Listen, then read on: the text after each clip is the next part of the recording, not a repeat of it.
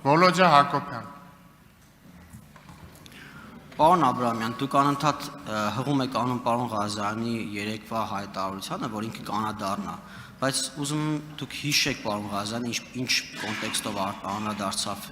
իր նախորդ հայտարարությունը եւ շատ ցինիկ կերպով դա արեց, արդյոք ձեր ամբողջ խմբակցության մոտեցումն այդ ցինիկ կեցվածքը, որը դրսևորում է պարոն Ղազարյանը, այդ թվում այդ հարցին անդրադառնալիս, երբ այդ ամբիոնից հայտարարում էր, որ ինքը այդ հարցին այնուհետև կանադառնա։ Պարոն Հակոբյան, ես հիշում եմ երեկվա ձեր ելույթը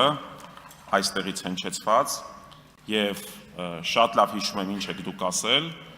եւ իրականում այնպիսի մոտս տպավորություն էր, որ ոչ թե ազգային ժողովի падգամավորի ելույթ է, այլ Սիվիկի ամենայն հարգանքով լրագրողի ելույթ է։ Ինչ վերաբերում է ցինիկությանը, եկեք չանդրադառնանք այդ հարցին, երեք միջադեպ է եղել, որը որ օրեր շարունակ դրդվել է ձեր խմբակցության որոշ մի падգամավորի կողմից, եկեք դրա երեք հնչած հայտարարությունների մասին չխոսենք։ Ինչ վերաբերում է երեք Էդգար Ղազարյանի ելույթին, պարոն Ղազարյանը երեք ելույթում ամեն ինչ ասել է եւ ես կներեք, բայց այդտեղ ցինիկության դրսևորում չեմ տեսել։ Ընդհակառակը շատ կոռեկտ հարգանքով պարոն Ռուբինյանի, պարոն Եղոյանի ծնողների հասցեին հարգանքով լի, հիշողություններով լի հայտարարություն էր։ Արձագանք։ Պարոն Աբրահամյան, երբ դուք ասում եք, որ ես չնայած իմ մասին չէի հարցնում, պարոն Ղազարյանի մասին էի հարցնում, բայց որ անդրադարձակ, որ ասում եք լրագրողի հարցի կամ ելույթի էր նման իմ ելույթը, նկատի ունեք ավելի շատ լավն էր, թե շատ վատն էր։ Նկատի ունեմ լրագրողներին ուզում եք դրանով թիրախավորել, որպես այդպեսին, թե ավելի գերագնահատել падգամավորների համեմատած։ Ես ճիշտ ասած չհասկացա ձեր գնահատականը իմ ելույթի հետ կապված։ Խնդրում եմ դա էլ բարձրացնեք, որպեսզի մեր լրագրող գործընկերները հասկանան, դա կոմպլիմենտ էր ուղղված լրագրողներին, թե թիրախավորման փորձ։ Լրագրողներին ոչ մեկ չի թիրախավորում, մենք լրագրողների հետ ունենք շատ լավ աշխատանքային գործընկերային հարաբերություններ, ինչ վերաբերում է թիրախավորմանը, դա այն գործունեությունն է, որ